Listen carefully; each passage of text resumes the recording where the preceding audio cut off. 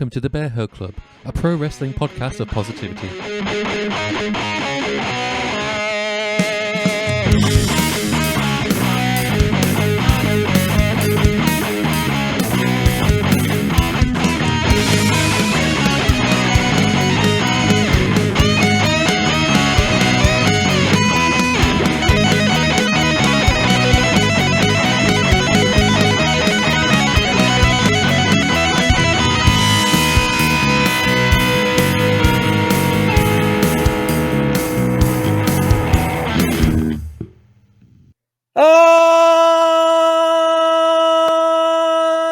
And welcome back to Wednesday Night Paw. I'm Garrett.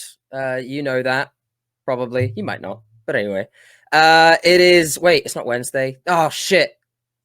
Change the graphic. Quick. Thursday Night Paw. All right, fuck it. All right, well, I guess it's just me today. Wait, that's the wrong one. Hold on. Wait, let's guess it's just me today. Whoa, the lights have gone out. What? Hold on. And joining in the center of the ring. Oh, shit. Fuck. Where'd it go? And the lights came back on. Oh, God, it's Greg. Hello. Hey, buddy. You doing okay there? Yeah, that was a really good debut. Well, I was going to go with, the spinning heel kick to the face, but, try it. Do it right now. travel. Do it right now. Right? Spinning leg kick to the face. Right, ready?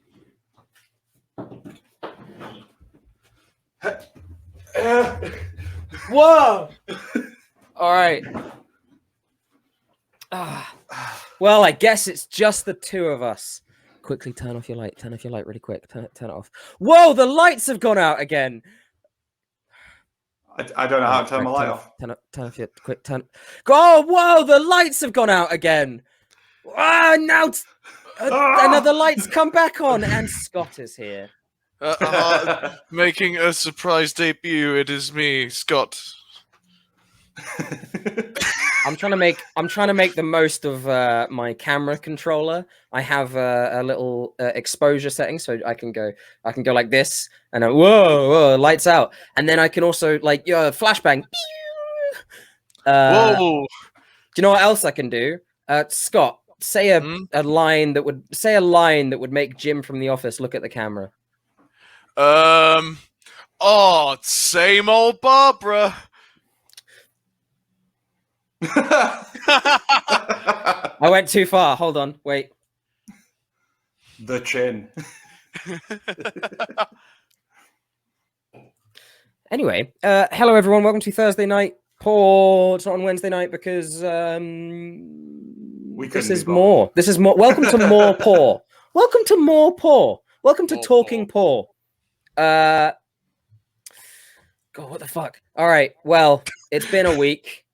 Starting on a Thursday means that we get to talk about AEW. What else has happened this week? What happens in wrestling? Well, you get 3 WWE shows, and only one of them is usually good.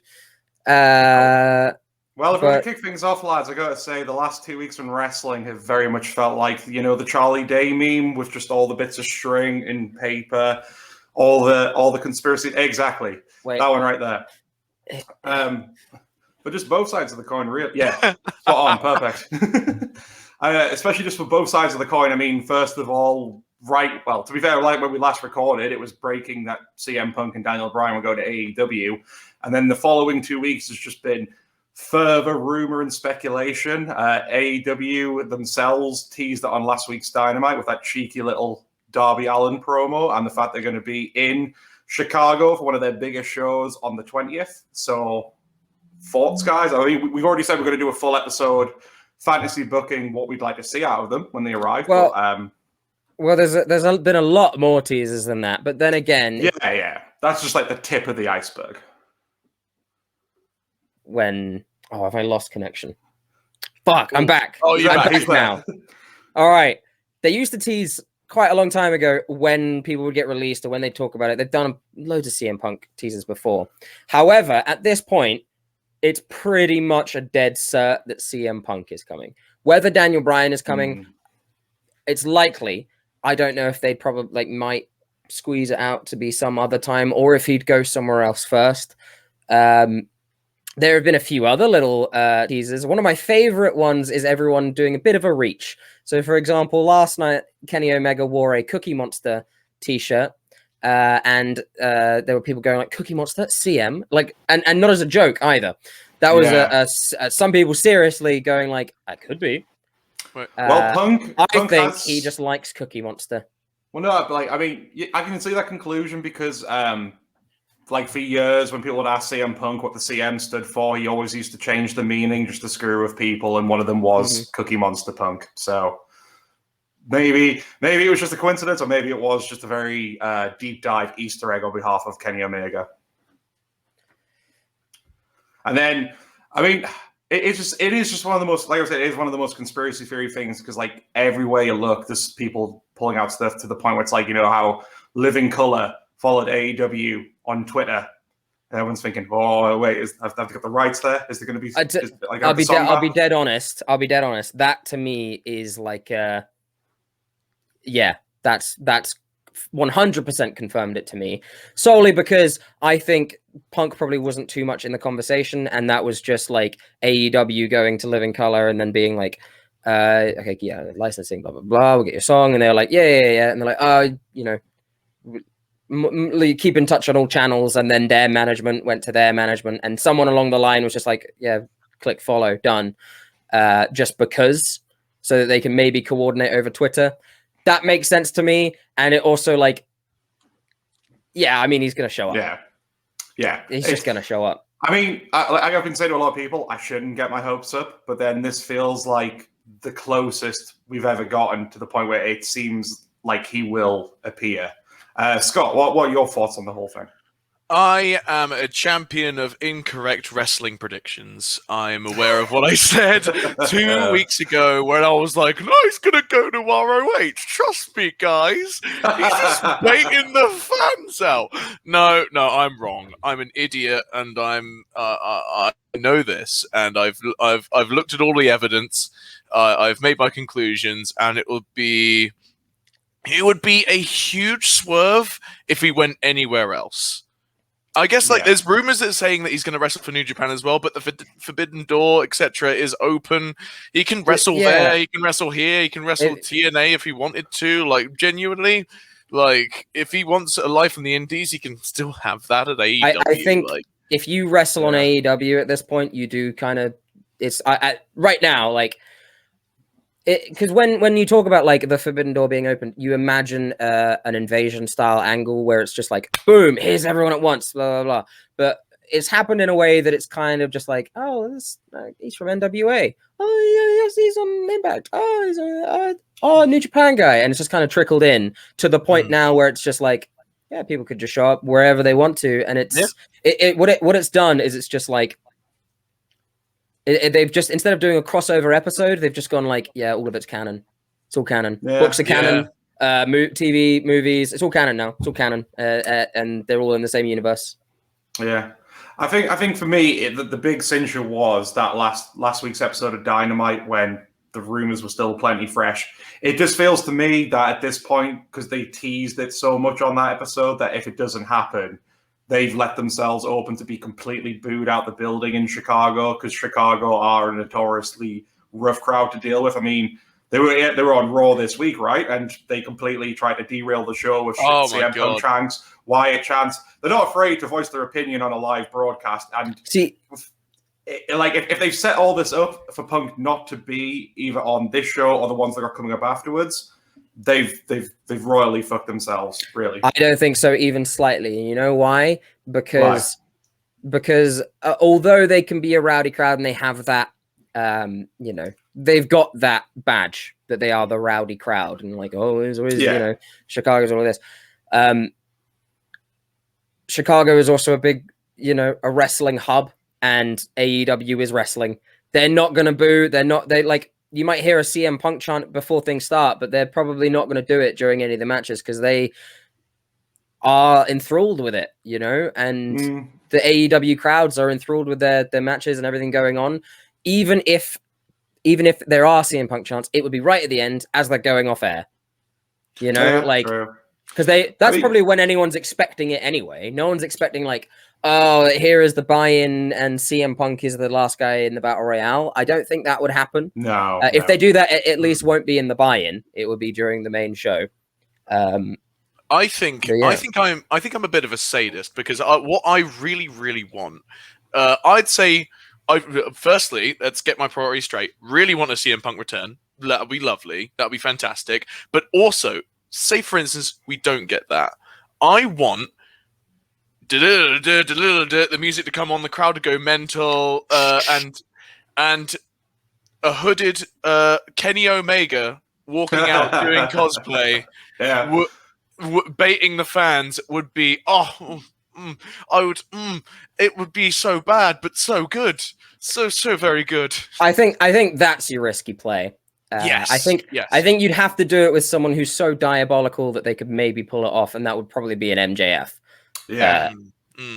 Like some of the visuals coming out of the show yesterday, just like him stood like on the little balcony bit they have next to the fans, just like doing this, and just everyone like booing behind him. It's amazing. And I think maybe he could handle that heat, but it's like, all right, I said that they're a wrestling crowd that would, respect it, but I feel like maybe if you toe that line a little bit too much, all right, maybe it might go a little bit wrong, just a little bit, just a tiny bit. Speaking of though, sorry, no, you continue. No, just the kind of endpoint. I think you're right. Maybe the live crowd at the time wouldn't derail the show. However, I think there would still be significant backlash if they've teased it this month and it doesn't happen. Whether that's online, whatever. But I agree with you, because I mean, the thing was, when you look at last week's one, there was only one CM Punk chant, and it was after Darby Allin's line. The rest of the show, they were just enthralled with what was going on. And to be fair, it was one of the best Dynamites of the year, in my opinion. Yes, it really was. And that's a really high bar. Saying that, Gary, thoughts on it? Looks like Hangman isn't going to be fighting Omega anytime soon. Do you think this is the right move to go with? Do you think they should keep delaying it? I think if you're going to bring in such big names and you want, because the goal is to make Adam Page the next big name, and it's happening. Yeah. Like Cowboy shit is good. And did you see the I get shivers thinking about his entrance with Dark Order last week, especially what they did with the fucking little bit of purple, the theme tune as well, right? Because with the theme tune, they were like, you don't need a hat to be a cowboy, and then it was just like, and then all the Dark Order, it was like, boom, boom, right, boom, yeah, there we go, boom. It just slowed out his beginning of his theme, and then Hangman walking in, like, yeah. It was so good. The match was amazing. I think he was booked probably to perfection, really. Yeah. Like being nearly the sole survivor and everything. It was tremendous. I think that him not being in contention with these huge big names for a while might be for the best. Depending on what they do with the Forbidden Door, he could go and prove himself where Kenny has. Is what I would do. I'm a sucker, and we're going to talk about it later on this month and next, is like Adam Page going to the G1 and proving himself there, or going to Impact and proving himself there. Not that he, needs to, but in storyline, it's like, you work your way back up the mountain. He's just fallen and needs to push that boulder back up. So I don't think it's the wrong thing to do if you've got these massive names coming in. You've got even Malachi Black now being there with that great kind of squash on Cody was tremendous. Punk, Bryan, potentially you've got the Wyndham cult coming in, which we'll talk about in a second. Which was Andrade as well. Andrade he's building his own AEW version of Los Ingobernables de Japón. There's so much cool shit that's going on, and story-wise, with all of the story beats, I don't entirely know where it's going to go, but unlike for the longest time with WWE, where it's just completely taken my trust and smushed it real tight, and then just kind of thrown it away, I have full trust, It gave me Blood Brothers match, which I still tear up if I watch. It gave me Stadium Stampede. It gave me Blood and Guts. It's given me just the best tag team wrestling that I've seen in a very long time. It's given me so many good stories, and just I'm not worried about Hangman losing to Kenny, right? It's not even, it's like, you know, the internet wrestling idiots are just like, why did you squash him? It's like, but no, I don't worry even slightly. I don't worry even slightly. No, absolutely. And then after last night's episode of Dynamite, where they're just continuing with this long, drawn-out story with now and now, like he's trying to keep the Dark Order at bay because he thinks he's holding them back, and even to the point where they didn't come save him, even though they wanted to. You know, it's just layer upon layer of storytelling that just keeps on going, and it just, I don't ever really want it to end because it's been probably one of the best wrestling storylines in recent memory, other than Gargano and Ciampa. It is the best by, in my opinion, a country mile, and this is also considering the Tribal Chief stuff, the best story in wrestling, and it's head and shoulders above the competition. I mean, what's second place next to this? Maybe Tribal Chief, but it's kind of plateauing at the moment. We said the other day, like, we're expecting a climax to this story, like, John Cena should be that, but at the moment it's just like, okay, okay. I'm trying to think of like the next best one. Literally goes back to AEW again with Jericho and MJF. And other than that, genuinely, no idea. Maybe the Elite, like in TNA with Callahan, but. Yeah, no clue. Yeah. They are just like, it's the story I'm most interested to hear about. Also, the fact that the Dark Order have gotten involved, and they have ever since. I think ever since Anna Jay got involved, they were building up to be my favorite stable, and now they're next to Hangman Page. I'm like, oh, I love them so much. You do like Spooky Boys. You do like Spooky Boys. I'm a notorious fan of Spoopy Boys. I've always been a big fan of The Fiend, even in his low points. Wow. Segue. Yeah. Oh, expertly done. I may be soggy, I may be tired, but I can work a segue so bloody well. Oh. Yeah. So probably. We've gone over this a lot. We've done full episodes like about numerous releases from WWE this year. It's been outrageous, but this week, arguably, well, not even arguably, they've dropped their biggest name in the fact that they released the Fiend, Bray Wyatt. Again, like every time they made a new round of releases, we're like, well, that's like the most shocking list yet. You know, like the last one had Braun Strowman, Aleister Black. But then to release their current biggest merchandise shifting machine, one of the most popular characters on TV at the moment, it just boggles the mind again. It goes back to what I said before, conspiracy theory, because it just adds, for me, credence that they are possibly looking to sell the company unless there's something else there we just don't know about yet. Well, so part of that, you know, I thought, I'm starting to stop doing this, but I gave them the benefit of the doubt for a minute, right? Because I was like, perhaps he asked, or perhaps, you know, because there were reports that he was low after Brody, and perhaps he just needed some time away and some time to work with his mental health. And then reports come out that he had just done a medical and he's good to come back. And then reports come out that the TV studios, right, the networks say, what the fuck are you doing? Why are you releasing him? Same as they said about Strowman. Yeah. And it's like, like you say, it lends credence to it. It's why are you gutting not only like some of your best talent, but some of your only up and coming talent that could continue on while, you know, I mean, what's the main stories right now? Goldberg is back again against Bobby Lashley, who himself is quite old at this point. What are he, 46?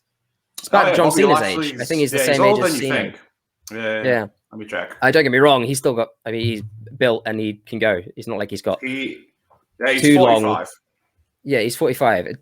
He's still got a few years left, but you have to think like 20 years down the line, really. It's like who is going to be your next Bobby Lashley? Who's going to be your next Goldberg? Who's going to be your next Undertaker? And you kind of had it and you got rid of him. Who was going to be next Goldberg? Well, you had a guy who was 7 foot tall, who was built like a brick shit house, who was a world-renowned or like a world-professional bodybuilder and power lifter, and then you got rid of him, and you're trying to get him back for less money. Yeah, who's going to be your next Lesnar, which was meant to be Karrion Kross, but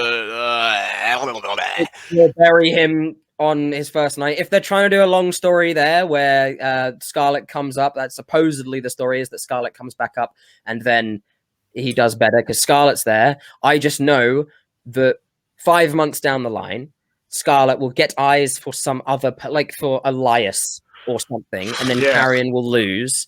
And then that will go nowhere, much like Lana and Bobby went nowhere, and all of these forgotten storylines. Lana and like Rusev. All of them. Got Retribution are feuding now, but they didn't, as a stable, they did nothing. They were there for a couple of weeks, and now they're kind of. It's very difficult, but anyway, releasing all of these names and all of these people is just such a crazy thing to do. One thing I do worry for a few of them is that someone like Braun Strowman, who'd like just hit, I think, 1.2 million on his contract, like a year. I don't know if AEW or any other place is going to offer that much, and I don't know if he would take less somewhere else or if he would just go back to WWE for near enough the same or a little bit less. I think Braun announced he has done one of his first bookings. It's going to be in Qatar. I read that somewhere, I think. For some promotion in Qatar. Okay. Okay. So yeah, I suppose they decided to take him over to, that area and make him a big star over there. So I'm not surprised if he's got a lot of fans that direction that aren't just in the US. He won the greatest ever Royal Rumble. How close is Qatar to Saudi? Very close. I think. Are they like bordered? I want to say that. I want to say they're neighbors. I believe they are. Yeah. I'm on it. My geography there isn't good enough to say like to talk about their sort of. I know for sure. I know regionally they are incredibly close. If they are not neighbors, then they are at least next door but one. Oh yeah, no, like Qatar's like a separate island just slightly off Saudi Arabia, pretty much. So yeah, they're basically neighbors. Then that's I mean, you put 2 and 2 together, and it's like they want they want their champion back. I wouldn't be surprised if they give him a big green belt. Yeah, why not? He never got to defend it. He never got to hold it. If there is any way to see that match, I will be watching that match. I would buy it. I would. I don't know what they speak in Qatar. I assume Arabic, possibly. I will translate the Arabic site, and I will buy that pay-per-view if possible. Garrett, you bring up my love for the Spoopy Boys earlier, and it got me thinking, because WWE, of course, famously, my favorite ever wrestler is The Undertaker. That is, and you guys know this. I have a profound love for him. I did so as a kid, and I still do so now. So the remaining Spoopy Boys, now that Malachi Black has been sent on his way, and Bray Wyatt has also been sent on his way, and Karrion Kross is not so much a Spoopy Boy as he is just like a tough boy. Like, now I am left with my only WWE source of spoop right now is Alexa Bliss and her cuddly toy. Yeah. Yeah. Which is fine. I like Alexa Bliss. Just book her properly, please. If I was Wyatt, I wouldn't be pissed off at Alexa Bliss because I reckon he's a good mate of hers, and then obviously he was probably happy with her being on board. I'd be pissed off at the fact like Creative took his thing, basically took him off TV, and have just basically went, all right, well, it's all Alexa's thing now, because obviously they're never going to mention him on TV again. Yeah. Well, I have no doubt in my mind that he was going to come back and align himself with her. There was no doubt of that. I feel sorry for her, really, because I doubt she had any, she's had no say in him leaving. She was probably told like the plan was, bring him back and then some story threads going forward, perhaps. Now, though, I worry that some fairly vindictive fans would probably not stop talking about Bray Wyatt when she comes out. Yeah, and she's already received messages galore as well from the most scummiest wrestling fans, enough to make you completely, apathetic and sad about this very thing that we all love. Because people can, I don't know why people be like, I don't like how they're written, I'm going to message them personally. It's like, it stinks of people messaging. I forget the actress's name, but from Last Star Wars? Jedi, Rose Tico, the one played by Tran. Is Elizabeth Tran? Something? I think that rings a bell.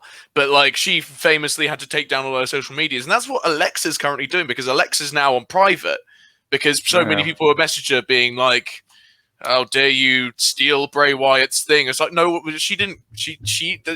She's basically a performer reading off a script.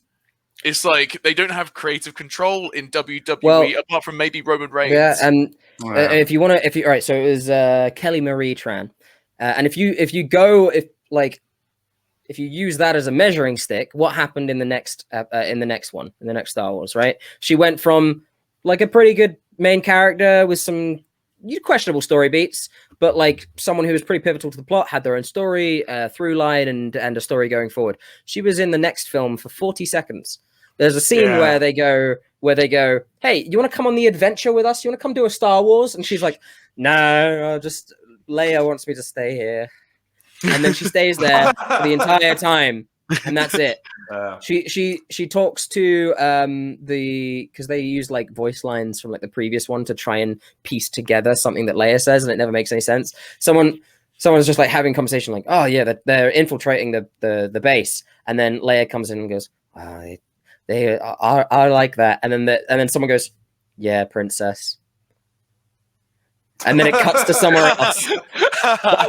That was her lines, essentially. They had her doing nothing, and I worry that a similar thing will happen to Alexa Bliss, where the backlash, not that WWE ever listens to backlash, but maybe the one time that they do, it will just result in her being pushed to the foreground, becoming a joke character.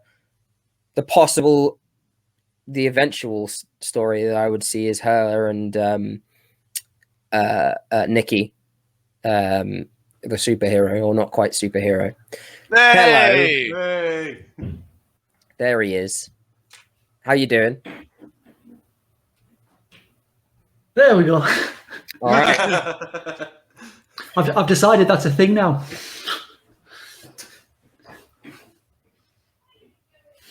And there we go. There we go. Jace, what's your opinion on all the recent releases and whatnot? Give us 5 words. Only 5 words. 5 words? Yeah. Absolute fucking disgusting business tactics. Hey, nice. Hey. It's just trying to bolster the bottom line, and it's just pissing everyone off. And like we say, it could be for a possible sell. We might end up seeing WWE on I say Disney Channel, but it's Disney Plus. Disney Channel. Disney Channel. Right after, just right like after That's so Raven. You've got Roman Reigns who just goes like, "Welcome to Disney Channel." I don't think Roman would get away with doing that on the Disney Channel. When you edit this, can you edit in the Disney bit, please and thanks? Thank you. Like some of the releases I can sort of understand. Like they're not doing anything with them. Fair enough. But Bray Wyatt, possibly one of the most over people in the last 15 years. Just one of the best talents. Yeah. Just one of the best creatives they've had in so long. He's still selling merch, and he's not even with the company anymore. They were selling his fucking shirts at the show. They were selling his shirts on Monday Night Raw. Yeah. No, that the man was no joke a merchandise juggernaut, especially when he hit the Fiend. Like you're talking about, like they sold like limited edition to like a couple of hundred of the puppets, and they were pretty expensive. Sold that out. The Fiend title as well, with his face across the belt. Wasn't that about $8,000? Oh, it was stupidly expensive, and it sold. It was really expensive. Sold. Yeah, it did sell. His first Fiend action figure in the Mattel line, that was incredibly hard to get a hold of when it first came out. All the adult collectors went nuts over that. So yeah, it blows my mind. And again, like you said, like he was like you can't throw this around about a lot of people. He was legit a genius in the wrestling business, because no matter what he did in WWE, when he came back as Bray Wyatt, even if they kept trying to constantly kill his momentum or shift the character, he found a way to make it work and kept getting himself over and over again and again, even when they kept trying to stop it from happening. Oh yeah. Like I just find it hilarious that there's no money in the budget for Bray Wyatt, Braun Strowman. You're going to say Eva Marie, aren't you? Eva Marie. I knew it. I knew it was coming. I knew it was coming. At the very least, they've brought up Piper. Dewdrop. Piper Niven. Piper. With who they called Dewdrop. Dewdrop. At the very least. Like, okay. Fair enough bringing her up, but Eva Marie.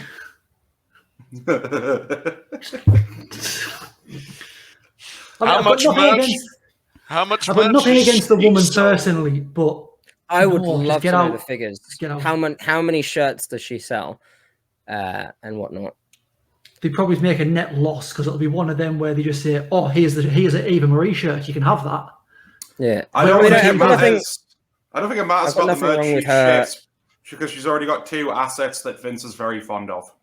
Yeah. Actually, no, tell you what, guys. Let's call this an impromptu Dragon's Den. Can you guys pitch to me your ideal Eva Marie merch? I'll start with booby pillow. Hello, dragons. Okay. This comes in 7XL only.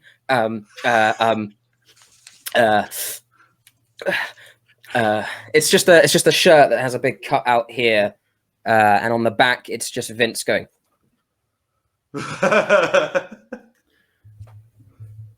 Okay, very good. Greg?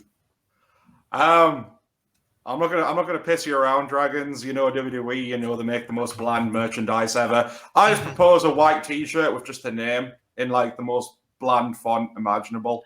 Then have it in red. Why not? And last but not least, Jace. 2 words: booby pillow. Very good.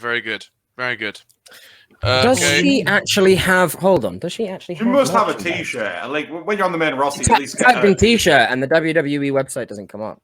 Fucking Pac got the really crap King of the Cruiserweights one.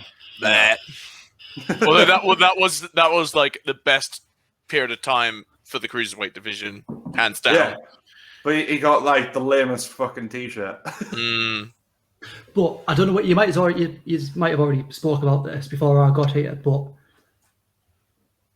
Bray Wyatt going to AEW.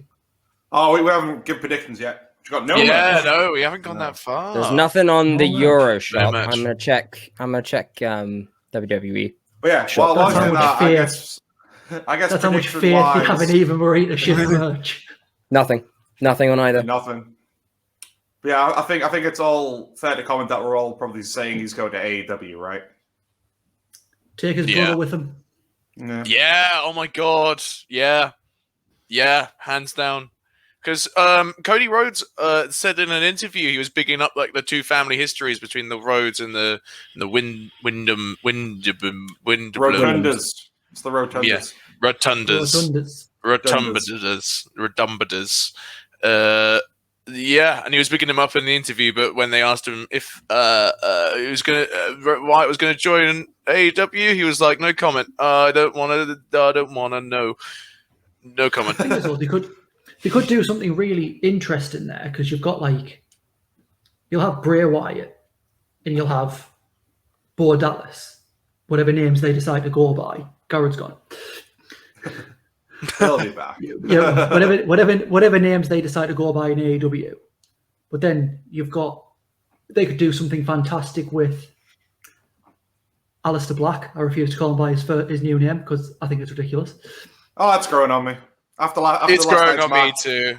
After last night's match, then, he can call himself whatever the fuck he wants. And then you've also got like with the Cody and Dustin, you've got a story that can happen there. You've got something they could do with the Dark Order paying homage to Brody Lee. There's a lot of different things they could do in AEW, and I think it'd be fantastic. And seeing him and Matt Hardy interacting again. I mean, that could be perfect right there. So obviously the Dark Order are kind of with the Hangman shit at the moment. If they wanted to turn them into a heel faction again, who's the more perfect person to take over? Yeah, for real. I think he's one of the few that actually could because of like what they've said. And his connection to Brody. And all exactly. That kind of that's the only reason why. I don't think anyone else would fly as that, as a leader, so to speak. See, I think it might go the other way. Like people might just see it as, they're just trying to do the Wyatt family 2.0. And it's sort of saying like, I think that's what people want. Or people might think, they just replacing Brody Lee with his leader from WWE. I'll tell you one thing about, sort of fan loyalty and where because people have allegiances. People will literally fight to the death for WWE. This company that would sell them for fucking like $3, they would sell these fans for. But some of the people they're releasing are the people that have massive followings.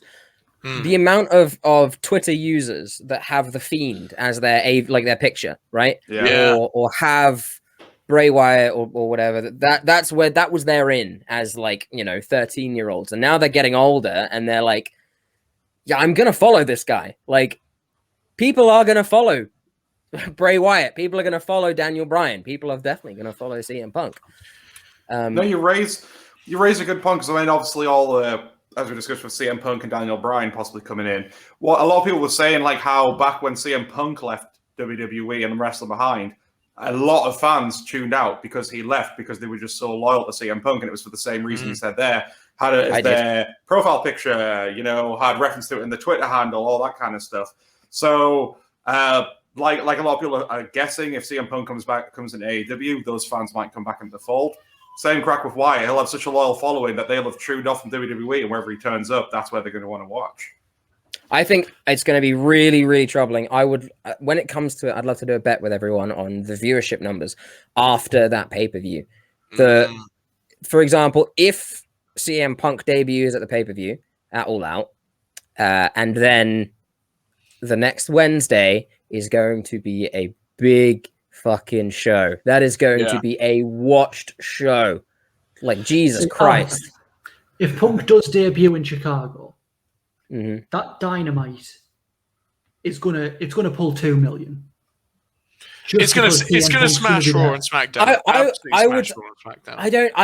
I don't know if that's as like brave as I would go. I don't know if it would breach 2 mil. 2 mil is still very difficult to do, especially because it is still on TNT, which is still like not in all homes either. Like, that's cable television. That's not like global, national. I think it would maybe come close. I'm thinking like 1.7, 1.8, but we'll cross that bridge when we get there, and we'll actually do like a, how close are we going to get? In the demo, though, it's going to fucking demolish. It could go up against whatever NBA final or whatever else is against it. It will demolish in the demo. I think it'll pull 2 mil because Punk, even now, if there's any mention of Punk doing anything, everyone who, even hardcore fans, casual fans, people who heard of wrestling, get excited about it because of who CM Punk is.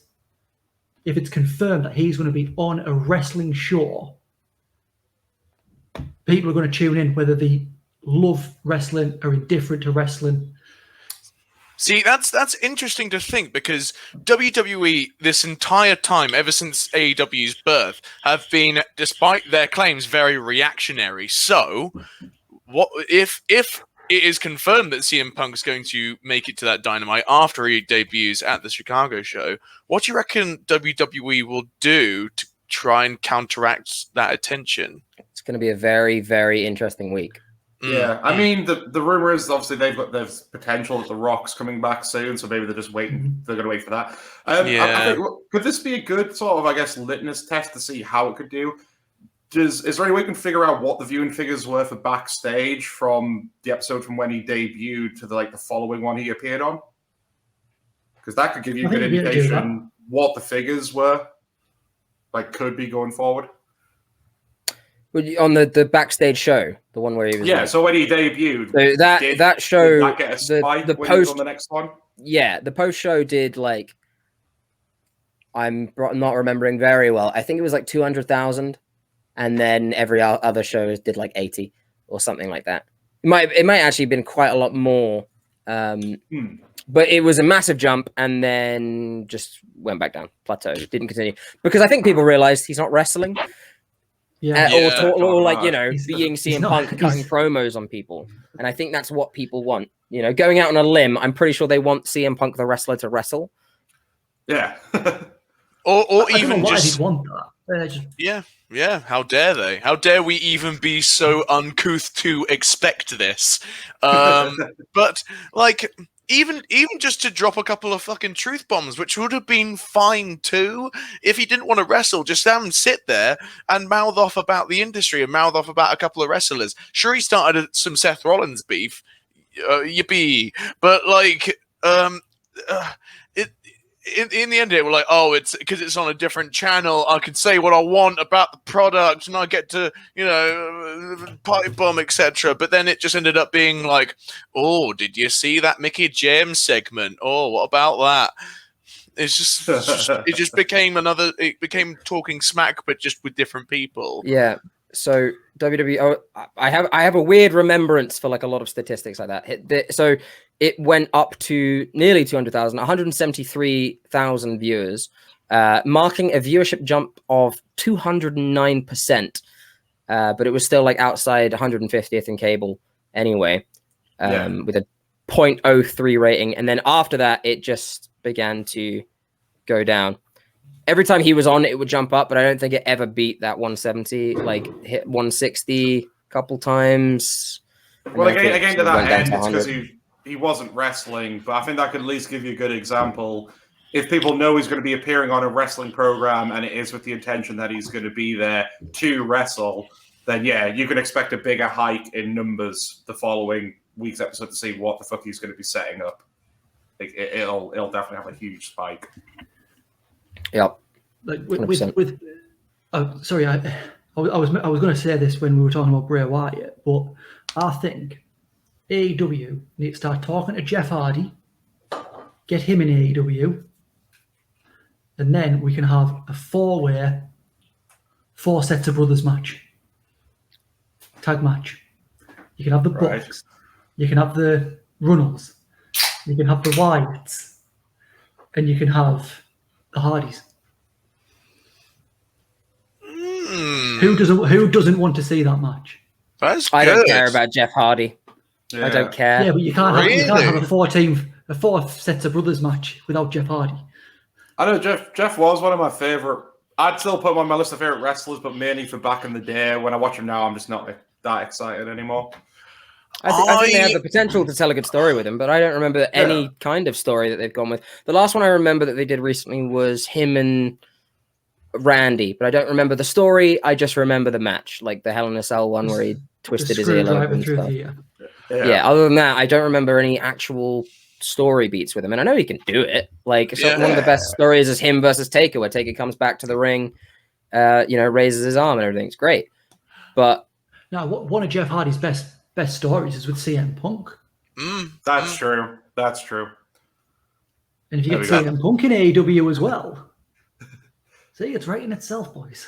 Well, like I was saying, for Daniel Bryan and CM Punk, we're gonna have a whole episode doing all kinds of fantasy booking shiz. So keep your ideas to yourself until we get to that one, so we're not going in too early. That was a good little roundup. Shall we go into the main topic of today's episode then? We can indeed. Just a little update on my MJF coin. Yes. Let me try and load the site. My $50 investment has gone down to $21.03. The site wasn't actually working earlier today. It just wouldn't load at all, which is wonderful. I am getting rewards, however, simply for holding his coin.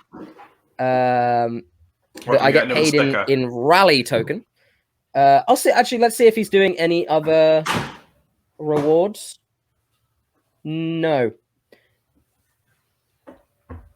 He's not doing anything else. He's still doing the personalized video for $400 worth of MJF coin.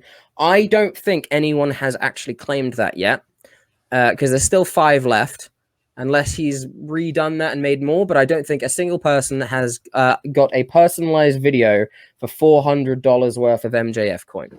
No. Is he not doing cameo for like $5? No. Character wise, I think he did it at one point, and then just like whatever you type, like put on there, he just wouldn't do. Like he'd just tell you to fuck yourself. But like that's kind of what you sign up for, I guess. Yeah, that's what you'd want. I'd be disappointed if he read my script verbatim. Like you want him just to like shit all over you. That's this whole thing. Mm-hmm. Well, keep us posted, guard. Let us know where that keeps going from week to week. It will shoot. It'll maybe shoot up like when he retires Jericho. Nah, when he wins. But to be honest, he doesn't post about it ever. So it was a pump and dump. Like it was just here, post about it. It's going live. Everyone jump in so that we can cash out. Me and my wrestler friends, and then they cashed out, and now no one has it, and he doesn't care. No. They're not going to make Baron Corbin do something similar, are they? With the story he's doing. I really hope not, because I think that has the potential to be something really endearing and a great story. But that's really also a topic for another time. And we're talking about ethics in wrestling stories, and what is too much, what is too little, and does a wrestling story have a potential to be epic and Shakespearean? I think it does. I think maybe Baron Corbin could be that. Oh, dog isn't there. I was like, man, here's Baron Corbin. Special guest on the podcast, ladies and gentlemen. Do you think we should? We should actually? You know what we need to do? No. Well, hold on. Genuinely though, do you think Baron Corbin, in character, being really depressed, would do like if we offered him like 20 quid, right, or all of my MJF coin? No, okay, I'm dead serious. I'm dead serious about this. Hold on. Offer him the stickers. Baron. BC. To come on our very small podcast that barely anyone watches, I will pay you via PayPal, Cash App, whatever it is that you use, 30 UK pounds, British pound sterlings, just to come and talk to us just for a bit, because we genuinely think that your story could be something really, really, really good. And by we, I mean me. I don't know if they do, but I think it has the potential to be an actual endearing, like underdog everyman type story. And your backstage promos, like where you were talking about just like, the fall of man, right? It was really good. It was really, really good. And I think I worry that it's just going to become a joke. But yes, Baron, if you'd like to come on the podcast, we will pay you some money. If it turns into like another Kevin Owens, like if he sticks with Kevin Owens and Kevin Owens keeps like helping him out, only for Kevin Owens to pull another Kevin Owens move and just turn on him. Yeah. If they do like a double turn. There's so much potential in this Baron Corbin stuff, and I really want them to do well by him because he's doing such great work. I want him to sell his theme tune properly. Like it's a sadder version now, but I want him to like sell his theme tune. I want him to like, I don't know, maybe even like license out his moves or something ridiculous, right? But still like actually kind of endearing. Like he gets a shot and has the potential to do a Baron Corbin-y cheat type thing, but doesn't. Anyway, we will talk about this properly in depth on our episode where we talk about wrestling stories and, do they have potential? This one does. Anyway, long as moving he on to gets the the main most- topic. So long as he gets the most Johnny Cash entrance theme. Sorry. Yeah. Yeah. I hurt myself today. That's 9 Inch Nails. Yeah. All right. Stop Well, being that guy, Jace. I have to keep I'm in sorry, character. Trent Reznor. I do like the story about, sorry, tangent, but the story of Johnny Cash getting angry with people when they say 9 Inch Nails covered that song. He gets genuinely angry at people. I once was at a music festival in our little town, and I was talking to a girl, and she was just saying like, "Oh, I love Daft Punk." I'm like, "Oh, me too." It was like one of my first albums, and she was like, "Yeah, I really like the black one with dreads." And this was around the time that like Get Lucky and everything came out, and she was talking about Nile Rodgers. And I was like, oh no. right. Oh no. Homer disappearing in the hedge. I met someone that thought that the band Skin Dread were the ones who initially did Electric Avenue. You know, we're gonna rock down to because Skin Dread covered that. They were like, "Oh, you know, man, I love the techno version of Skin Dread's song." I'm like, no. It's like about 20 years apart from the original. Yeah. I wonder, with Metallica having a lot of different artists covering different songs from the Black Album, is there going to be a version of that in like 6 years? Where people go, I loved it when Miley. I love that Miley Cyrus song, Enter Sandman. Oh, there will be. Because Miley Cyrus is covering one of the songs. I got a shiver up my spine hearing that. Ooh. Along those lines, a mate of mine said when she went to college, one of her first days, she saw someone else wearing a Joy Division t-shirt, you know, the Unknown Pleasures, that iconic album cover. I went, "Oh, cool, do you like Joy Division?" And they just went, "Who's Joy Division?" "Oh, that band that you're wearing." And she went, "Oh, I just thought this was a t-shirt." I just thought it was a t-shirt. No, honestly, like she's not wrong. It is a t-shirt. Oh yeah. Like there'll be people rocking around in Ramones, Metallica t-shirts that don't understand that is a band. Nirvana's a very popular one too. Rolling Stones. Yeah. Right. Well, speaking of all of these great bands, and possibly 4 of them that could fit on a big stone mountain, Mount Rushmore, but wrestling. Who ever heard of such a concept? It's a very American idiom, the Yes. Mount Rushmore of, but we're going to do it anyway because it is often talked about in wrestling. It is often talked about in American sports of some kind. So we're going to talk about Mount Rushmore. What is Mount Rushmore, you ask? Well, it is a big stone in, where is it? South Dakota. It's in South Dakota. And it's just a big rock with 4 presidents on it. Can anyone name off the top of their head the 4 presidents? Washington, Abraham Lincoln, Roosevelt, and Jefferson. Obama. Yeah, all right, them. Fun fact, the only reason Teddy Roosevelt is on that mountain is because he was mates with the sculptor. Yeah. That's it. That's the only reason he's on it. I mean, he's Fair not enough. a terrible president. He is the odd one out. I will go on a limb and say that all presidents are terrible presidents and complicit in America's crimes. Biting. America's been had. It's over for them now. Try and drone strike me. Try it. Take him to the Just burn ward. Just try and drone strike me. We're allies. We're also complicit. We are also. We sell arms to them as well. So whatever, you know. Anyway, And it's now political. we're talking about Mount Rushmore. How can it not be?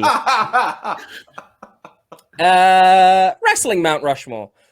When you came up with this, what is the were we going to talk about like different styles of like your Mount Rushmore, like your technical style? My idea for it. I think we should just My idea for it was I would do it go as a group. I think just throw out different wrestling topics and we'll just do it as a collective. That's probably the best way to do it. My idea for it was similar to that. Like, I wasn't going to be involved in the picking. I was just going to like throw out a topic, and then you 3 could either give your own personal one, or you could like, or together as a committee we could come up with our own. Oh, we're a committee. Ooh. We're a unit. Oh. I think do it as a collective. Like we can like just throw stuff out and debate it that way. But I think it'd just be easier if we do it as a group. Well, like I think one of the best ones to start off with is doing it through the main decades of WWE. So you need one face for the 80s, one for the 90s, one for the 2000s, and one for the 2010s. Yeah, I go for that. We can't do 2020s yet because we're still in the midst of it. But for me, I think 80s and 90s are really easy. The 2000s, 2010s, there could be a little bit of debate to it. We could predict who the Mount Rushmore 2020 could be and come back to it in 2030 and be like, look how much of an idiot we were. Like, yeah, I'd be all for that. If purely we're talking WWE, yeah, it's just WWE for this one. Yeah. If we're going to say, like, if we're going to choose a man and a woman to be like the person, it's got to be Roman and Charlotte. Well, currently, yeah. If we're going to predict for 2010, if we're going to predict for the 20s. No, if we're going to predict for the 20s. Oh, well, we haven't even done the 80s, so we need the 50s, 80s, 90s. But like Scott 20s first. We're going ass backwards. No, but I'm saying if what Scott says, if we're going to predict who's going to be the face for the 20s, and then come back to it in 10 years, I'm throwing out Roman and Charlotte. I'm going to say, and I'm going to just shoot right there in the dark in who I think will be more important in between now and 2030. I'm going to say for the women, I'm going to say Britt Baker. She's still very young and is. I thought we were just doing WWE. Oh, if we're just doing WWE, then Becky Lynch, hands down. But for males, my heart says Keith Lee, but my mind says Seth Rollins. What is this? The best or we're predicting. I said for the first one we need to pick a face for the 80s, the 90s, the 2000s, 2010s, and then Scott went on a tangent of predicting the 2020s, so we skipped all that, and now we're predicting who the 2020 would be because Scott. We'll come back to your idea, Greg. We'll come back to it. Chaos, chaos. 2020 was a difficult year for there's a little reason. So the decade 2020. You could say a microscopic. Oh, the 2020, the 2020s. Yes. Hangman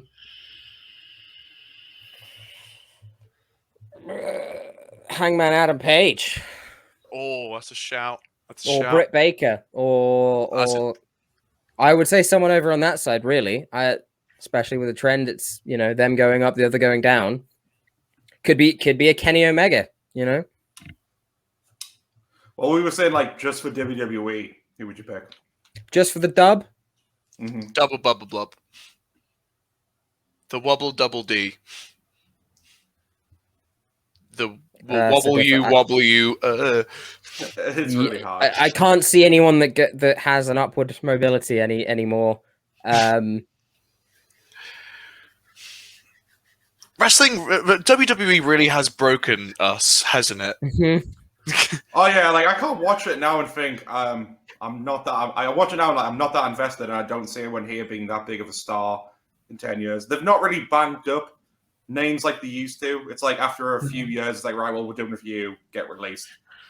It's like because I should be able to confidently say Walter or Pete Dunne or Keith Lee or someone like that. I should be able to confidently say that, but I cannot say that. Nope. In good conscience, I can't say that they will be the star of WWE for that long. It should have been like a Mustafa Ali type, right? It should have been a Buddy Murphy or an Aleister Black or people that, that were misused. It should have been a goddamn Ricochet, like the second, like the on par best high flyer around. Like it's Will Ospreay and it's Ricochet, and now it's Will Ospreay and that guy on Main Event, which is ridiculous and painful. Will Ospreay, Io Shirai, and then Ricochet's like down here somewhere. Yeah, I don't know. I can't pick. Probably Becky if she comes back. Probably Becky. Right. Well, Sorry, I sorry, I did- led everyone off course. Right, so Wild. let's What's he gonna do next? Oh, let's do Greg's idea, right? So we'll do So- 80s, 90s, noughties, 2010s, Yeah. 80s. Go. You Greg. need a first. Which one? Okay. Well, it's like kind of obvious for the 80s. It's got to be Hogan, isn't it? Yeah, it's gotta be If Hogan. you're doing, I if you're had doing just Hogan down. WWE, it'd have to be Hogan to represent the 80s first. I don't really Yeah. think you can argue anyone else. Yeah, I agree. You could argue Andre, but You could, but at the same time, Hogan was just such a bigger. Hogan the 80s. is like Hogan was bigger than wrestling, you know. Yeah. Like, he was the household name. Like, even if you weren't aware what wrestling was, you probably knew his name. People still do. Yeah. Some of them for not good reasons, but some of them agree with him No. because he's a racist. well, then he'd fit very well on Mount Rushmore. Yeah, pretty much. Yeah. Right, It's next- biting. It's biting satire, all right? It's not even satire. It's truth. It's truth. All right? They're trying to silence me. I can just imagine Garrett next week. You're just going to have a sign that you're just going to hold up saying it's true. Well, you're gonna hear like a SWAT team bang at the door, and then just like a little like that Call of Duty jingle, like where like a flash grenade gets thrown in. You're gonna have to edit in the jingle, by the way. There we go. He's using the effects to full force. I'm Yeah. using the effects. And I can't wait for the episode after that where you're live from Guantanamo Bay. We here at the Bearhug Club podcast, we apologise to people with epilepsy. So anyone else got another suggestion for the 80s? Nope. That's None that will beat Hogan. If you're going into you could say a Ric Flair maybe, but and Yeah, if I you're was going gonna we'll just stick to WWE for the decade one, and then we can just throw out other suggestions if you want to do the whole thing. I think 80s and 90s you can and even 2000s you can pretty much nail down, because I mean 90s I would probably have to say Stone Cold.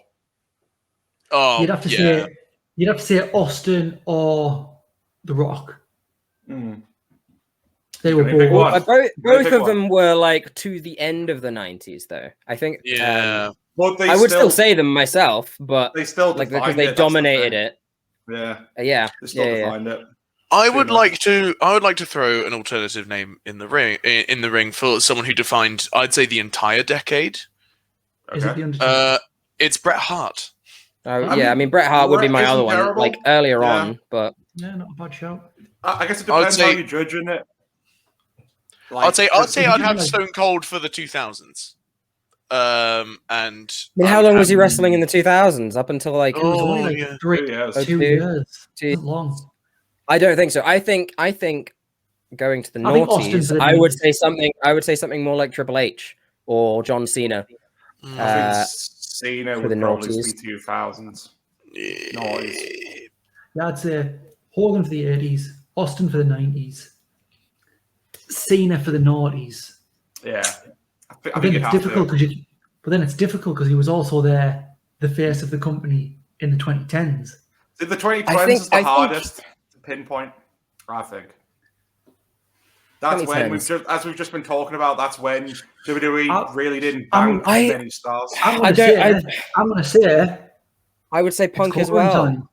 I would Punk. say Punk as well. I think he in the same way that Scott would argue a Stone Cold for the noughties. I would argue a CM Punk for the 2010s, solely because of the impact he left and how he changed it. I think he's the most influential wrestler of the 2010s. Oh hell yeah! That's true. Thank you. Oh, I can Either deliver dinner. Punk or Bryan. Could Bryan be in contention? I don't think he changed the landscape as much. I think he had a great, underdog story, and you could Whoa. argue that I think opened the door. But I don't think anyone. I think the person that opened the door before him was CM Punk. He wasn't big, I mean, Punk or Bryan both changed.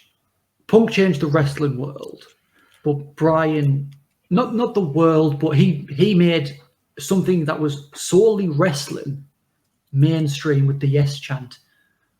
Because you went to festivals, you saw the yes chant. You went to sport and like football games, basketball games, baseball games. You saw the yes chant. That was everywhere. So I can understand Bryan being in contention to that. I am going to say something that even I am going to hate. But you can't, in terms of someone who held the championship for as long as he did and main evented WrestleMania for as many times as he did, I think Brock Lesnar should at least be in the conversation. And I hate saying that, but like for the 2010s, like he was omnipresent and then not there at all at the same time. Oh, I don't like it. I hate it. I feel filthy even. Bleh. I think I can see the point, but then you look at the three before, they all kind of really encapsulates everything to do with it. Like they were all good wrestlers.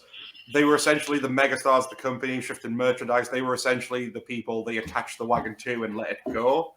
I don't think Lesnar, even though Lesnar was a big draw in the 2010s, he wasn't the person you could completely hitch the wagon to because he would just easily fuck off when he wanted to and derail the whole thing. But then again, for a time, they could with CM Punk when he was a company man.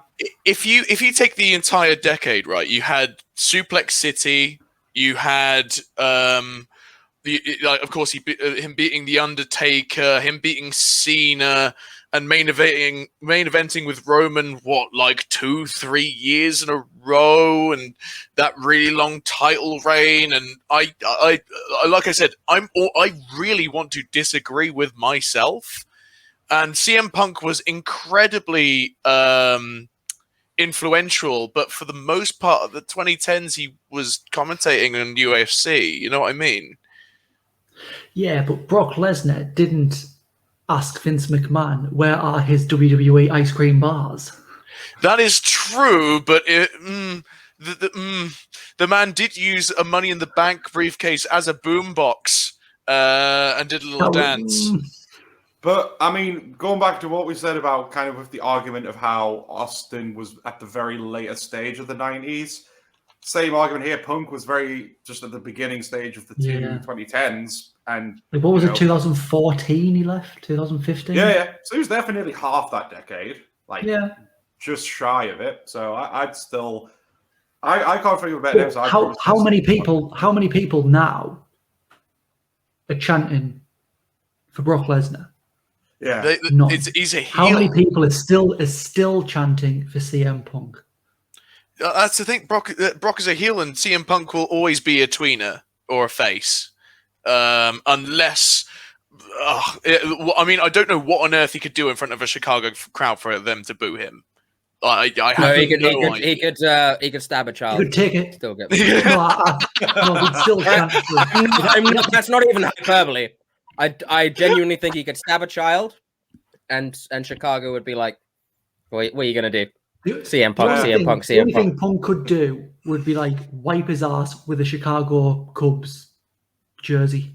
Even then, they'd still think it would be they'd think he was pretending. They'd see through it. Chicago is one of them. It's a sports town. It doesn't matter if you're doing it as a joke, if you're doing it seriously, if you're doing it as part of an act. If you disrespect one of their teams, that's it. You're done in that town. It would be like going to Newcastle and wiping your ass with a Newcastle United shirt whilst wearing a Sunderland one. Yeah, you just wouldn't do it because you would die. And then the Geordies would get mad and punch a horse. Punk is my 2010s. I can't think of anyone else. I'd second that. I think I'll take Punk. The only other democratically, I will. The only other person I would say is if there was humbly speaking, Brock would never have been as impactful without Heyman. If you can't cut a decent promo on your own, you should really be considered a complete pro wrestler. I agree. A very good point. There you go. There are so many different. Thank you. So many different markers to what could be the best. If we talk about Stone Cold and The Rock, they're not as good wrestlers as Bret Hart was, but overall, they're pretty fucking good. The whole package. And I think CM Punk is that. I think John Cena is that. Hulk Hogan was that. Thank you for the You know. comment there, Eddie Sounds Bay, ready. and thank you. Love the show. Thank you very much, Thank you for dude. loving the show, and we respect I you think- as well. I think when we're talking about like the 80s Mount Rushmore head, and we talk about Hulk Hogan, not a lot of people these days look as fondly back on his matches. If you go and watch him in Japan or somewhere where like he was wrestling and had a bit more love for it and wasn't needed to just come out, hit a leg drop, end of the match. He's really good. He is really good at wrestling. He's a great talker, amazing with the crowd. And that's why he's the best of the 80s. And then nothing happened to tarnish his legacy ever, so it's fine. So CM Punk for me. Whether it was 4 years or not, that's my last head on the thing. And if not that, then someone like Charlotte, paving the way, or a Paige even. I think not enough of them were like the sole driver in that. If you had to do one for the women, like obviously it's not always the best to separate, but if you had to do a women's one for the same thing, who would it be? I mean, I know she's controversial, but I think 80s would probably still be Moolah, because I think she was just still kicking I'd say Alundra Blaze. Alundra Blaze. I would have to agree with Jace here. I don't know if she was more 90s, wasn't she? I think she was. I would say like Moolah, then Alundra Blaze. Yeah. I would say Moolah, Alundra Blaze, Trish. Yeah, Trish. And then again, 2010s, you could pick so many. Yeah, I would say Charlotte. I'd say Lynch. Yeah. I'd say Lynch. Yeah. I'd say Lynch. Yeah, Becky. I would say Charlotte. I'd say Becky just because she part of the 4 Horsewomen, which brilliant. Had that terrible storyline coming up when when Charlotte, Becky, Sasha got called up. With look, we've invented women. But then having great matches with so many people, and then turning that into the man. One of the biggest draws of its time. Main event at WrestleMania. It's essentially the closest WWE have ever had to recreating Austin. Yeah. And the main part of that was an accident. Yeah. Just that shot of her pissing blood out of her face because of Nia Jax's mistimed punch.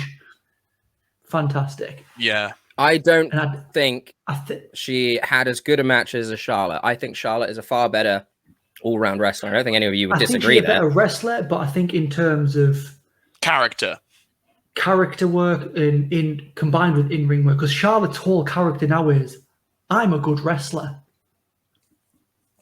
Yeah, but I don't think you're looking at like her rise, like her becoming who she is now. I think like right now she's the Brock Lesnar of women's wrestling. Lita is a good shout as well. Yeah. I think Lita or Trish, you could argue for the 2000s there.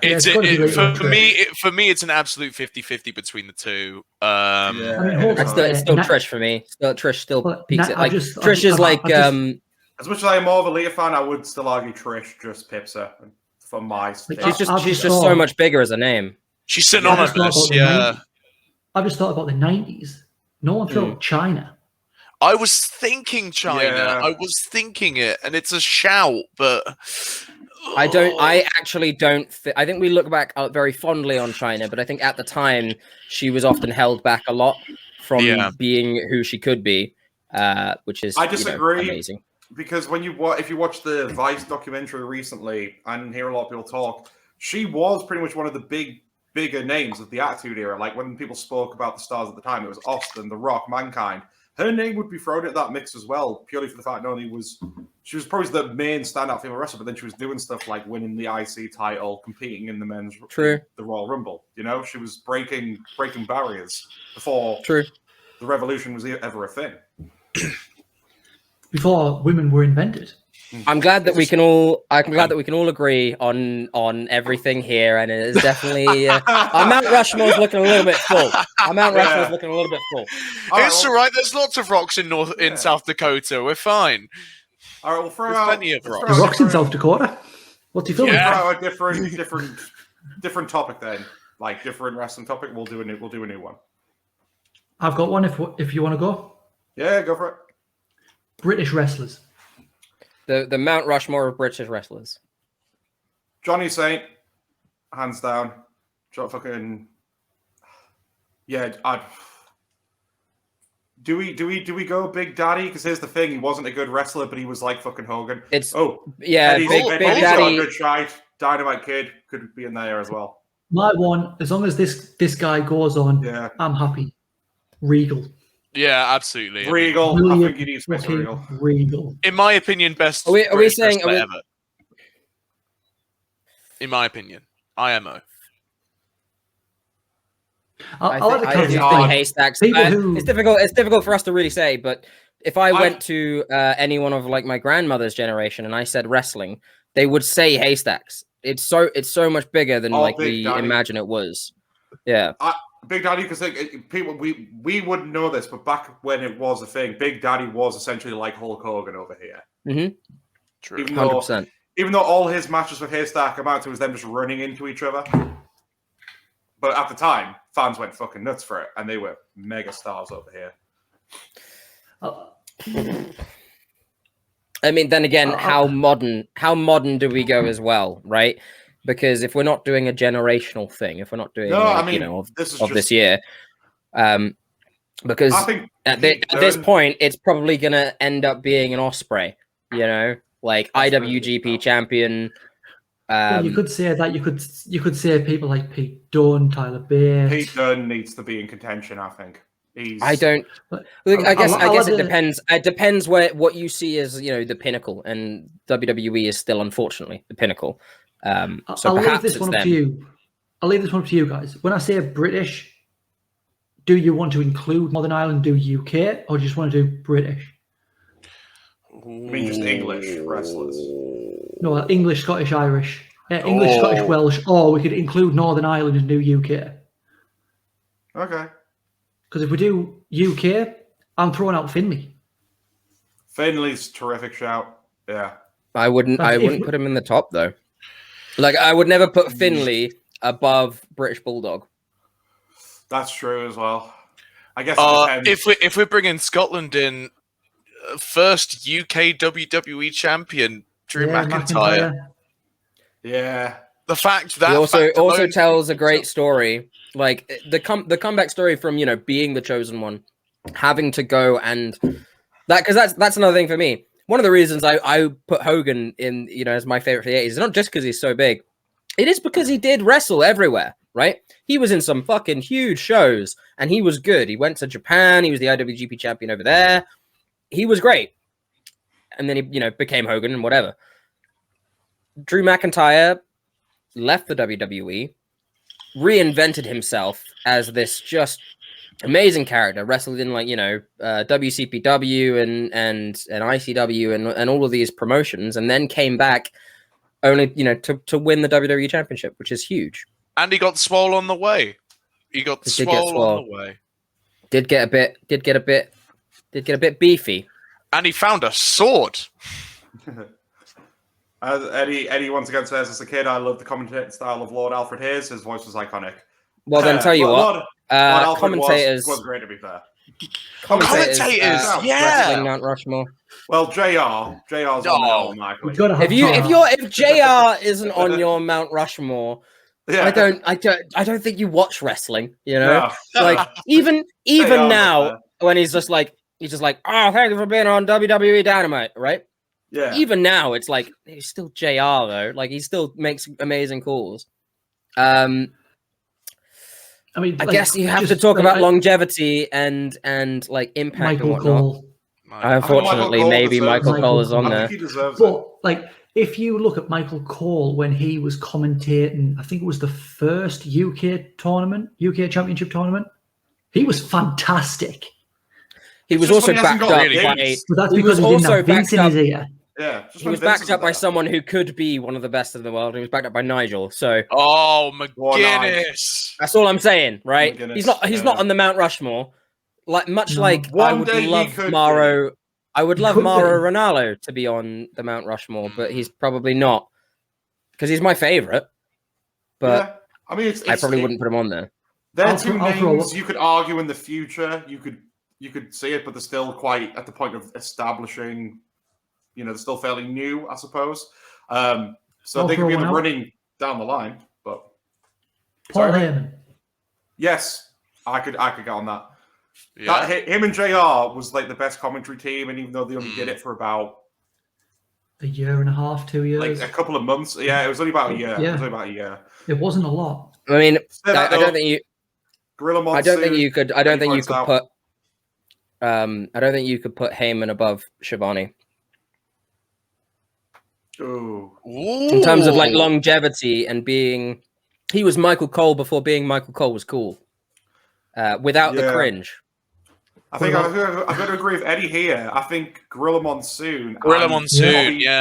Bobby Heenan, like that duo. Bobby Heenan were just fantastic. I think they could be on there. I'd even throw out a Jesse Ventura. Or Jesse McMahon. could be okay. Like this thing is with commentators, it's so difficult because it's quite difficult because it's a very personal preference, isn't it? Because I would 100% put Mauro Ranallo on mine without a doubt. I put Mauro Ranallo on all four. That's the thing. I feel like I'm going to put Corey Graves on mine. You're going to put Corey Graves on there? Yeah, he's good. He's a really good color. You know what you'd have to do? You'd have to do a Mount Rushmore of like color commentators, right?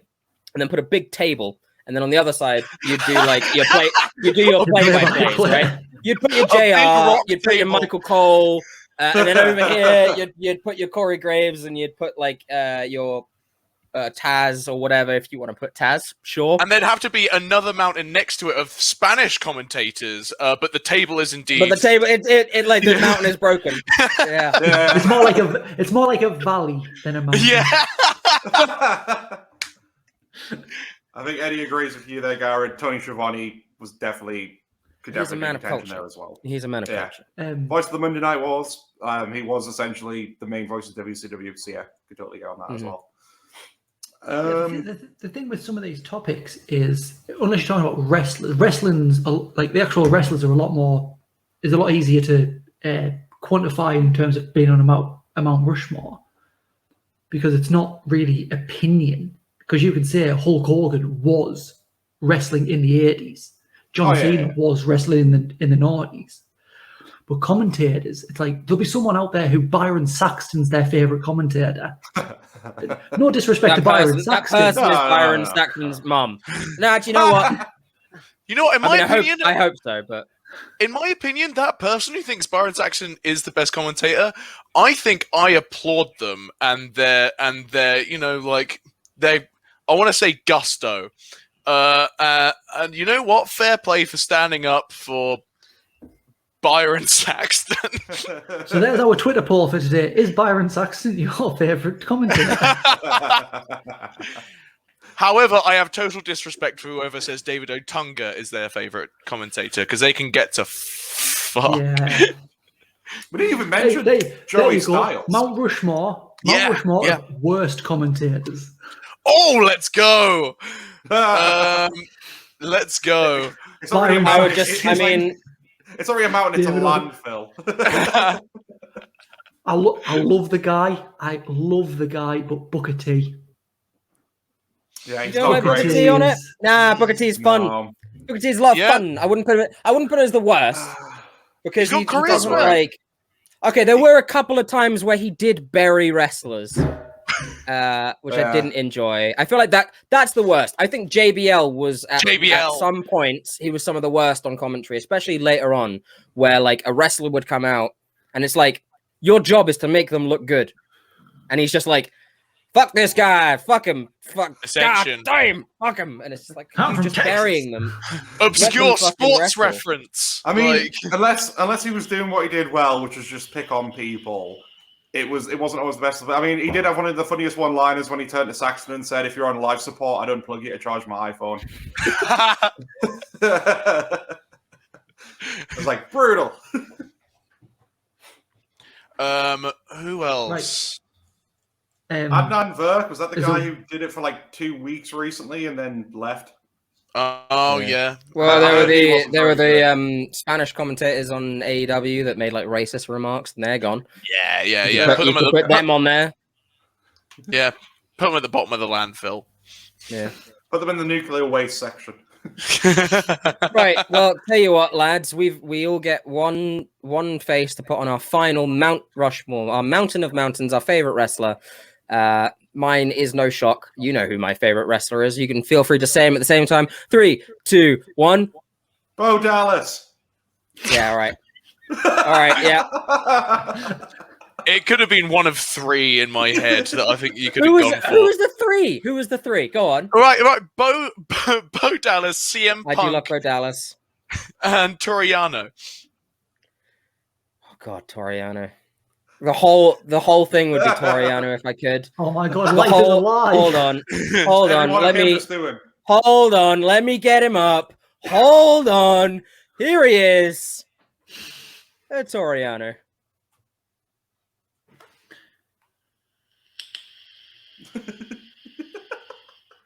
This is how I'm doing it from now on, by the way. Nah, mine would be CM Punk. My without face a is doubt. about to burst. Oh, So this is the quintessential the Mount Bearhug Rushmore. Club. Mount Rushmore. Mount Rushmore. So Sure. we've got CM Punk on there. Greg, Well, he's already took CM Punk, so it's got to be Mick Foley for me. we're going Foley. Scott, I mean, I said it earlier this episode. It's going to be no surprise. Undertaker. oh, you took mine, you dick. Yeah. Shouldn't have chosen Take it twice. last. Undertaker Okay. and Fake Taker. I will go. Perhaps the greatest in-ring performer in the history of the business, the Heartbreak Kid, Sure. Shawn Michaels, Shawn Michaels. Yeah, of Mr. course. WrestleMania, who's got a worse loss record than win record at WrestleMania. But Awesome. But he came in on a zip line. came on a zip line. Hell yeah. And a big And if- platform. And if you would like to donate to us building our own personal Mount Rushmore, we will leave a Kickstarter in the comments below, and we'll build it in. Is it Norwich? Is Norwich where we're not welcome? Where have we Scott? got some? Yeah, we're not they welcoming just Norwich. built that. They just built that mound. They just built that mound, that like £2 million mound in London, didn't they? You know what I'm talking about? They built a mound just in some area of London and were charging people to get up, and everyone's like, "No, this is just a mound. I don't want to go up that." And everyone's like, "Oh, well, it's free. It's free now. Come Fuck see it. our We'll do it mount." on that mound." See, I was going to say, why don't we do it on like one of the UK's? Like, we'll do it on the Pennines. Mount Pennine. That's what it's going to be. How about Butlins in Bognor Regis? Right, Butlins they've and Bognor Regis Yeah. is going to become our wrestling Mount Rushmore. And we're going to spare no expense. We're going to make this thing out of mashed potato. Well, of course we're going to spare no expense. It's at Butlins. Do you know how pricey it would be to get that kind of real estate? Come we on. charge Butlins in Bognor Regis with chisel in hand, and we get to work for about 5 months. To be fair, we could just go down there, do the thing, and then just say, right, you owe us 2 million. Yep, Oh, we've there done we it go. now. Thanks, Well, Butlins. I mean, We really, will. we're gonna make them that in like tourism alone, mainly for people to come along and be like, "What the fuck? What?" That's probably it. What the hell's this? What? That doesn't look. I can't even tell who that is. These guys aren't sculptors. Who is that supposed to be? Is that a face? We've missed a step there. We're not sculptors, so It's just four. Are these It's just like- 4 different stick figures. Are these like famous Butlins performers like Chico? Or like, I don't know, who else is famous on the Butlins circuit? S Club? who's big on the Jedward. Butlins circuit? Who is your Butlins Mount Rushmore? Whoever came fourth in X Factor like the 3 years ago, they'll be there. Probably someone from like some who wants to be a celebrity, whatever it is. No, who wants to get out the what's it called? Out the jungle. I'm a celebrity. Get me out of here. Kill me. Who wants to I get don't out watch the TV. jungle? I don't watch TV. All right. Who wants to get out of the fucking jungle? Ant and Dex Saturday night end me. Oh, I All would right, watch a well- show called I'm a Celebrity, Kill Me. I'm a celebrity. Kill me. Kill me. I think on that note, we'll wrap it up there, boys. So if you want to find us on the social media, we're at the Bearhug Club Podcast on Facebook and YouTube, Bearhug Club Pod on Instagram, Bearhug Club on Twitter. If you want to go check out our website, it's the bearhugpod.wixsite.com/bearhugclouds. Next week, because it's the 20th anniversary of the Invasion storyline, we're going to be having our own little job in trying to rebook it. So essentially, I think what we're going to do, we're going to have a match card like we do with our fantasy, and we're going to refill it with WWE versus WCW matches, as well as kind of pitch our storylines for it as well. But until then, everyone, take care, enjoy yourselves. Goodbye. Goodbye.